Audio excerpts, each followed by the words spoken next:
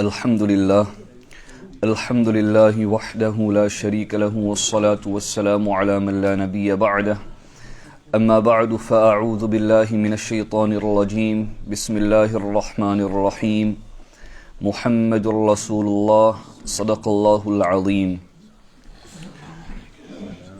الحمدللہ ہمارے پچھلے جمعے کے بیان میں نبی پاک صلی اللہ علیہ وسلم کی مبارک ذات کے حوالے سے بات چل رہی تھی. میں نے آپ حضرات کے سامنے اردو زبان کا ایک شعر پیش کیا تھا جس میں یہ کہا گیا تھا کہ عرش و کرسی سے بالا ہے بام آپ کا، آگے اللہ ہی جانے مقام آپ کا، آپ کے ساتھ صدیق فاروق ہے، وہ ہے جنت جہاں ہے قیام آپ کا. قرآن کریم کی ایک آیت منہا خلقناکم وفیہا نعیدکم ومنہا نخرجکم تارۃ اخری میں نے آپ کے سامنے پیش کی تھی، اور اس آیت سے ہم نے یہ نتیجہ نکالا تھا کہ نبی پاک صلی اللہ علیہ وسلم چونکہ جنت میں فی الحال مدفون ہے، تو نبی پاک صلی اللہ علیہ وسلم کی خلقت بھی جنت کی، اور نبی پاک صلی اللہ علیہ وسلم کو قیامت کے دن اسی جنت سے اٹھا کر کے ایک بڑی جنت میں، آخرت کی جنت میں بھیجا جائے گا. اسی حوالے سے ہم گفتگو کو کچھ آگے لے جاتے ہیں. نبی پاک صلی اللہ علیہ وسلم کی ذات تو بہت ہی عالی ہے. ہمارے علماء نے یہاں تک بات ارشاد فرمائی ہے کہ نبی پاک صلی اللہ علیہ وسلم کے جسد اطہر کے ساتھ جو مٹی مس کیے ہوئے ہیں یعنی ٹچ کیے ہوئے ہیں، اس کا مقام بھی کعبۃ اللہ، کرسی اور عرش سے اعلیٰ ہے. آج کل کے زمانے میں چونکہ سوشل میڈیا کا زمانہ ہے، گوگل کا زمانہ ہے، اور یوں ہی یوٹیوب کا زمانہ ہے، تو بہت سے حضرات کو ایسی باتوں پر اعتراض ہو جاتا ہے کہ یہ کیسے بات کہی جا سکتی ہے کہ وہ مٹی جو نبی پاک صلی اللہ علیہ وسلم کے جسد اطہر کے ساتھ مس کی ہوئی ہے، اس کا مقام عرش سے بھی اعلیٰ، اس کا مقام کرسی اور کعبے سے بھی اعلیٰ. بعض لوگ یہ کہنے لگتے ہیں کہ یہ تو نعوذ باللہ اللہ تعالیٰ کی توہین ہو گئی. یہ کیسے کہا جا سکتا ہے کہ اس مٹی کا مقام اللہ کے عرش سے، اللہ کی کرسی سے اور اللہ کے کعبہ سے بھی زیادہ ہے؟ اور یہ اعتراض جو میں آپ کے سامنے پیش کر رہا ہوں، یہ ویسے نہیں پیش کر رہا. آج کل کے زمانے میں یہ مارکیٹ میں بہت ہی زیادہ چل رہا ہے. نام لینے کی ضرورت نہیں، لیکن بہت چل رہا ہے. پہلی بات ہم نے یہ سمجھنی ہے کہ اگر اللہ سبحانہ و تعالی کا تقابل مخلوق میں سے کسی چیز کے ساتھ کیا جائے تب یہ توہین بنتی ہے. یہاں ہم اللہ تعالی کا تقابل کسی مخلوق کے ساتھ نہیں کر رہے ہیں، بلکہ ہم یہاں مخلوق کا تقابل مخلوق کے ساتھ کر رہے ہیں. ہم یہ نہیں کہہ رہے ہیں کہ وہ مٹی جو نبی پاک صلی اللہ علیہ وسلم کے مبارک مدن کے ساتھ مس کیے ہوئے ہیں وہ اللہ تعالیٰ کی ذات سے افضل نہیں، نعوذ باللہ. یہ تو حقیقت میں توہین ہو جاتی، یہاں تو ایمان کا مسئلہ ہو جاتا، یہاں ایمان کا سوال ہو جاتا. ہم یہ کہہ رہے ہیں کہ وہ عرش جس کی نسبت اللہ کی طرف ہے، وہ کرسی جس کی نسبت اللہ کی طرف ہے، وہ کعبہ جس کی نسبت اللہ تعالیٰ کی طرف ہے، یہ تمام مخلوقی چیزیں ہیں. تو ان مخلوقی چیزوں کا تقابل جب مٹی جو ایک دوسری مخلوق ہے اس کے ساتھ کیا جائے تو ان دونوں میں سے افضل اور اعلیٰ کون سی ہے؟ تو یہاں اللہ تعالیٰ کی بات نہیں کی جا رہی ہے، لہذا کوئی یہ نہیں کہہ سکتا کہ یہاں نعوذ باللہ اللہ تعالیٰ کی توہین ہو رہی ہے. دوسری بات یہ ہے کہ ہم نے یہ سمجھنا ہے کہ اللہ تعالی جسم سے بالکل پاک ہے، اللہ سبحانہ و تعالی اعضاء سے بالکل پاک ہے، اور اس پر میں قرآن کریم کی ایک بہت ہی اہم آیت پیش کرنے والا ہوں. تقریباً ہر دوسری نماز میں چونکہ ہم شارٹ کٹ والے ہیں ہم سورۃ الاخلاص پڑھ لیتے ہیں، اور اگر جائز ہوتا تو ممکن ہے کہ ہماری ہر رکعت سورۃ اخلاص والی ہو جاتی.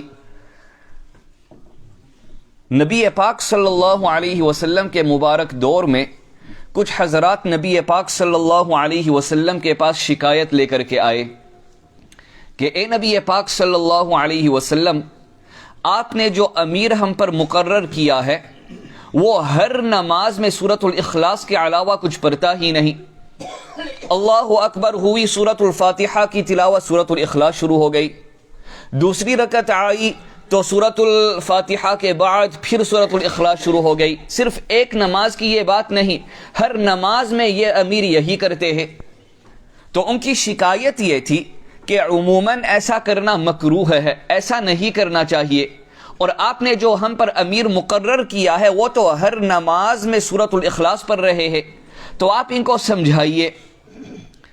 تو جب نبی پاک صلی اللہ علیہ وسلم نے ان سے یہ سوال کیا کہ ہر نماز میں سورۃ الاخلاص، یہ کیا بات ہو گئی، تو ان صحابی نے یہ عرض کیا کہ اے نبی پاک صلی اللہ علیہ وسلم، مجھے سورۃ الاخلاص سے اتنی زیادہ محبت ہے کہ نماز کے دوران سورۃ الاخلاص کے علاوہ میرے ذہن میں کوئی اور سورت آتی ہی نہیں. تو نبی پاک صلی اللہ علیہ وسلم نے ان کو بتا دیا اور دیگر لوگوں کو بھی بتا دیا کہ ان کا معاملہ کچھ الگ ہی ہے، کیوں ان کی سورۃ الاخلاص کے ساتھ اتنی زیادہ، اتنی شدید محبت ہے کہ ان کا ایسے سورۃ الاخلاص سے محبت کرنا ان کے جنت میں دخول کا سبب بن جائے گا. تو یہ ہر آدمی کی ایک الگ کیفیت ہوتی ہے. پچھلے کسی امت کے ہمیں ایک واقعہ ملتا ہے کہ ایک آدمی تھا اور وہ بات کرتے کرتے اللہ تعالیٰ کی محبت میں اتنا آگے بڑھ گیا کہ وہ یوں کہنے لگا کہ میری چاہت یہ ہے کہ اللہ تعالیٰ کی بالوں کی میں کنگھی کروں. تو اگر آدمی حقیقت میں سوچے تو اللہ تعالیٰ وہ بال سے پاک، ان کا کنگھی کرنا یہ تو ایک بہت دور کی بات ہے، لیکن اسی محبت کی وجہ سے ان شخص کی مغفرت ہو گئی. تو یہ ہر آدمی کی ایک الگ کیفیت ہوتی ہے. تو سورۃ الاخلاص میں ایک آیت ہے اللہ الصمد، اللہ تعالی بے نیاز ہے. بے نیاز کا کیا معنی کہ الذی لا یحتاج الی احد ویحتاج الیہ کل احد.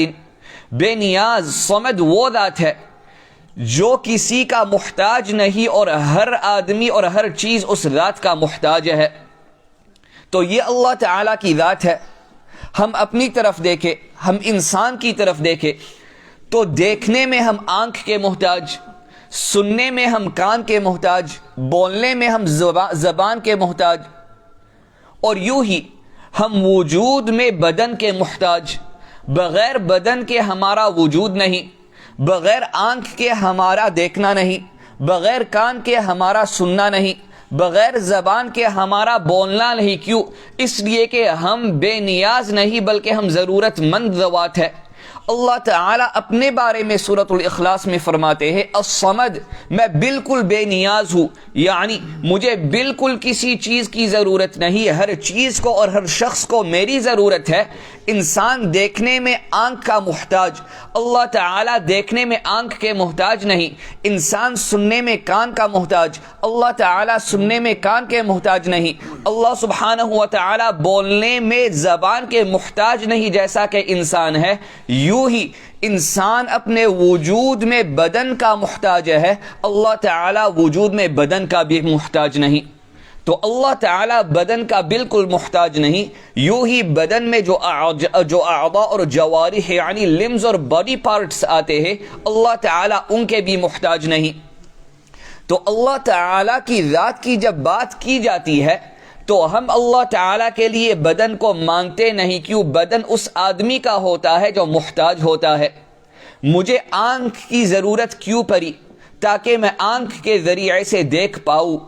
تو مجھے آنکھ کی ضرورت پڑی دیکھنے کے لیے، مجھے بدن کی ضرورت پڑی وجود کے لیے. اللہ تعالیٰ کو کسی چیز کی ضرورت نہیں، بغیر چیزوں کے اللہ تعالیٰ عمل فرماتے ہیں۔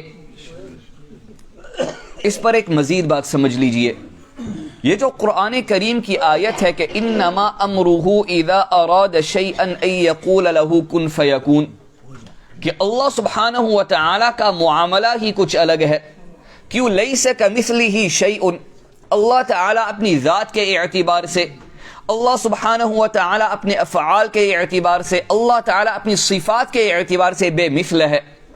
ہمارے درمیان اور اللہ تعالیٰ کے درمیان کوئی ریزمبلنس، کوئی مماثلت، کوئی مشابہت موجود نہیں۔ ہم جب کوئی چیز کرنا چاہے تو ہم صرف کہتے نہیں، ہمیں ساتھ میں کرنا بھی پڑتا ہے، لیکن اللہ تعالیٰ بالکل بے نیاز ہے۔ اللہ تعالیٰ جب کسی بات کو وجود میں لانا چاہے تو اللہ تعالیٰ صرف یہ نہیں کہ عمل کے محتاج نہیں، اللہ تعالیٰ فرمانے کے بھی محتاج نہیں۔ تو قرآن کی آیت یوں ہے کہ اللہ تعالیٰ جب کسی امر کا فیصلہ کرے تو کن، اللہ تعالیٰ کن فرماتے ہیں، فیکون، تو کن کے کہنے پر وہ بات ہو ہی جاتی ہے۔ اس پر ہم نے یہ بات سمجھنی ہے کہ اس آیت سے ہمیں یوں معلوم ہو رہا ہے کہ کسی کام کے وجود، کسی کام کو وجود میں لانے کے لیے اللہ تعالیٰ کن کے محتاج ہے۔ کیوں؟ آیت کا یہ فرمانا ہے کہ اللہ تعالیٰ کن فرماتے ہیں تب بات ہو جاتی ہے، یعنی اللہ تعالیٰ کسی کام کے کرنے پر وہ کلمہ کن کے محتاج ہے۔ حقیقت میں بات یہ ہے کہ اللہ تعالیٰ کن کے بھی محتاج نہیں، فیکون چیزوں کے ہونے کے لیے اللہ تعالیٰ نے بات ایسی ارشاد فرمائی ہے تاکہ بات ہماری سمجھ سے بالا تر کہیں نہ ہو جائے۔ ہم ایسی دنیا میں رہتے ہیں کہ بغیر سبب کے ہمیں مسبب ملتا نہیں، بغیر چلنے کے ہم کہیں پہنچتے ہی نہیں۔ تو اگر اللہ تعالیٰ یوں فرماتے کہ بغیر کسی چیز کے باتیں ہو جاتی ہے تو عام آدمی کے سمجھنے میں دقت ہو جاتی۔ تو اللہ تعالیٰ نے کن فیکون کی بات اس وجہ سے ارشاد فرمائی ہے تاکہ ہمیں اللہ تعالیٰ کی بات سمجھ آ جائے۔ تو اللہ تعالیٰ جسم سے بالکل پاک، اور نبی پاک صلی اللہ علیہ وسلم کا جسم مبارک تھا۔ تو یہ ایک بنیادی بات ہم نے سمجھنے کی ہے۔ اب ہم چند مثالیں سمجھ لیں۔ قرآن کریم میں صالح علیہ السلام کے قوم کے حوالے سے اللہ تعالیٰ نے ناقۃ اللہ دنیا میں بھیجا تھا۔ ناقۃ اللہ یعنی اللہ تعالیٰ کی اونٹنی، اللہ تعالیٰ نے اسے دنیا میں بھیج دی تھی۔ یہ جو ناقۃ اللہ، اللہ تعالیٰ کی اونٹنی تھی، کیا اللہ تعالیٰ نے نعوذ باللہ اس پر سفر فرمایا تھا؟ نہیں۔ کیا اللہ تعالیٰ اس کے ساتھ ایسے مس ہوئے تھے جیسا کہ انسان کسی چیز کے ساتھ ٹچ ہوا کرتا ہے؟ نہیں، نعوذ باللہ۔ کیوں؟ ٹچ ہونے کے لیے جسم کا ہونا ضروری۔ جب اللہ تعالیٰ جسم سے پاک تو وہاں مس اور ٹچ کی بات ہوتی ہی نہیں۔ تو جب ہم ناقۃ اللہ کہتے ہیں، اللہ کی اونٹنی، اللہ تعالیٰ نے اس پر سفر نہیں فرمایا، نہیں اللہ تعالیٰ نے اس کے ساتھ مس کیا ہوا ہے، بلکہ یہ صرف ایک نسبت ہے، یہ صرف ایک ایٹریبیوشن ہے کہ ناقۃ اللہ یہ اللہ تعالیٰ کی اونٹنی ہے، لہذا اس کا مرتبہ وہ دیگر اونٹنیوں سے زیادہ ہے۔ اس کے ساتھ ساتھ اگر ہم ایک دوسری اونٹنی لے لیں، اور یہ وہ اونٹنی ہے جو نبی پاک صلی اللہ علیہ وسلم کی تھی۔ نبی پاک صلی اللہ علیہ وسلم نے اس اونٹنی پر سفر فرمایا ہے۔ نبی پاک صلی اللہ علیہ وسلم کا جسد اطہر اس کے ساتھ مس کیے ہوئے ہے۔ تو اب اگر ہم لوگوں سے پوچھے کہ ان دونوں اونٹنیوں میں سے کون سی اونٹنی افضل ہے، تو تمام لوگ مع علماء کے یہ کہیں گے کہ وہ اونٹنی جس پر نبی پاک نے سفر کیا ہے، چونکہ نبی پاک کا جسد مبارک اس کے ساتھ ٹچ کیے ہوئے ہے، وہ اس اونٹنی سے اعلیٰ ہے جس کی نسبت اللہ تعالیٰ کی طرف کی گئی ہے۔ ایک اور مثال آپ لے لیجئے، یہ روایت صحیح بخاری میں موجود کہ نبی پاک صلی اللہ علیہ وسلم تشریف فرما تھے، اور نبی پاک صلی اللہ علیہ وسلم کے پاس ایک چادر آئی، اور کسی شخص نے نبی پاک صلی اللہ علیہ وسلم کو یہ چادر ہبہ کی تھی۔ ہبہ یعنی گفٹ کی تھی۔ کچھ دیر بعد وہی آدمی واپس آیا اور اس نے نبی پاک صلی اللہ علیہ وسلم سے وہ چادر مانگی کہ وہ چادر مجھے واپس دے دیجئے. تو نبی پاک صلی اللہ علیہ وسلم کی تعلیمات میں یہ بات موجود ہے کہ ہبہ میں رجوع نہیں کرنا چاہیے. جب کسی آدمی کو کوئی گفٹ دے دے تو وہی گفٹ اس آدمی سے واپس نہیں لینا چاہیے. تو جب ان شخص نے، ان صحابی نے نبی پاک صلی اللہ علیہ وسلم سے اس مبارک چادر کا سوال کیا تو کچھ دیر بعد جب دیگر صحابہ رضوان اللہ تعالی علیہم اجمعین کو یہ بات معلوم ہوئی تو وہ اس ایک صحابی کے پاس پہنچے اور انہوں نے یہ کہا کہ آپ نے جو نبی پاک صلی اللہ علیہ وسلم سے چادر واپس مانگ لی ہے، آپ نے اچھا کام نہیں کیا. تو ان صحابی کا جواب کیا تھا؟ اللہ اکبر، یہ عشق ہے، یہ عشق ہے. تو ان کا جواب یہ تھا کہ میں نے اسی وجہ سے وہ چادر واپس مانگی تھی کیونکہ میری یہ خواہش ہے کہ اس چادر میں مدفون ہوں، وہ میرا شراؤڈ بن جائے. یہ حقیقی محبت ہے اور صحابہ میں ہمیں یہ محبت ملتی ہے. آج کل کا المیہ یہ ہے کہ ہم زبان سے دعوے کیے جا رہے ہیں لیکن اگر ہم حقیقت میں اپنی زندگیوں میں دیکھیں کہ کیا نبی پاک صلی اللہ علیہ وسلم کی تعلیمات ہماری زندگی میں موجود ہے یا نہیں، تو ممکن ہے کہ ہمیں 0.1% نبی پاک کی تعلیمات بھی ہماری زندگی میں نظر نہ آئے. پریسٹن میں میرے ایک دوست ہے، تو پاکستان جانے سے پہلے جب میں گیا دورے کے لیے تو ہم 20 دن جماعت میں نکلے. تو میرے پاس آیا جانے سے پہلے اور اس نے مجھ سے یہ کہا کہ دیکھو، میں ان لوگوں سے تعلق رکھتا ہوں جن کا یہ کہنا ہے کہ آپ لوگ تو کافر ہو. میں نے کہا کوئی بات نہیں. میں نے کہا بہت سے لوگوں کو نبی پاک کو بھی کافر کہا ہے. میں نے کہا یہ باتیں چلتی رہتی ہے.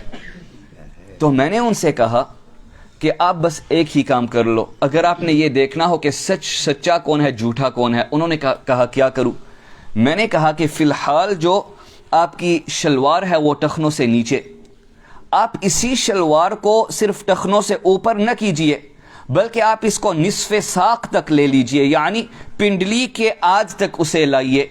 اس لیے کہ نبی پاک صلی اللہ علیہ وسلم کا فرمان ہے کہ عزرۃ المؤمن الی انصاف الساقین، کہ مسنون یہی ہے، سنت یہی ہے کہ آدمی کی شلوار وہ نصف ساق یعنی نصف پنڈلی تک ہو. میں نے کہا یوں کر کے نا آپ اپنی مسجد میں جائیے. تو اس نے یہ کیا. یہ سوچ رہا کہ کیا ہوگا میں جاؤں گا، میں نے تو ایک سنت پر عمل کر لیا. وہ وہاں پہنچا تو لوگ اسے غور سے دیکھنے لگے کہ یہ کیسا آدمی مسجد میں آ گیا ہے. ہم کبھی پاکستان جبہ پہن کر کے جاتے تو وہ کہ حضرت نے سکرٹ پہنی ہوئی ہے، تو یہ کیا ہو گیا ہے. تو صرف یہ نہیں، یہ کیا سب اس کو وہابی کہنے لگے. تو میرے پاس آئے، اس نے کہا کہ آپ نے مجھے کون سی مصیبت میں ڈال دیا ہے. ہم تو کتنے اچھے لوگ تھے، ہم نعتیں پڑھ رہے تھے، ہم نشید پڑھ رہے تھے، نظم پڑھ رہے تھے، ہم مزے کر رہے تھے، ہم اتنے بڑے دعوے کیے جا رہے تھے کہ ہم عاشق رسول ہیں.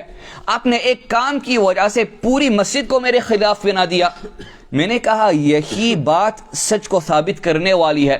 آپ نے سنت پر عمل کرنے کی کوشش کی تو انہوں نے آنکھیں نکال لی، اور وہاں سنت پر عمل نہیں بس دعوے کیے جا رہے ہیں اور وہ اپنے آپ کو عاشق رسول سمجھ رہے ہیں. اندازہ لگائیے، ہمارے یہاں ایک قاعدہ بیان کیا جاتا ہے، الامر فوق الادب. میں آپ کو سمجھا دوں.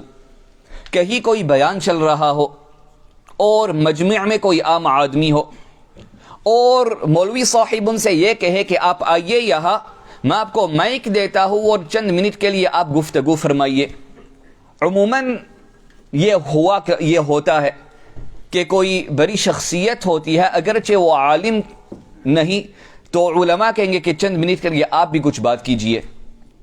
وہ آدمی پہلے بیٹھا رہے گا، لیکن جب عالم صاحب ان سے دوبارہ کہیں گے کہ آئیے آپ کچھ گفتگو فرمائیے، ان کے ذہن میں یہ قاعدہ الامر فوق الادب کہ ادب یہی ہے کہ بڑے کی بات کو مان لیا جائے، تو آ جائے گا گفتگو شروع کر لے گا.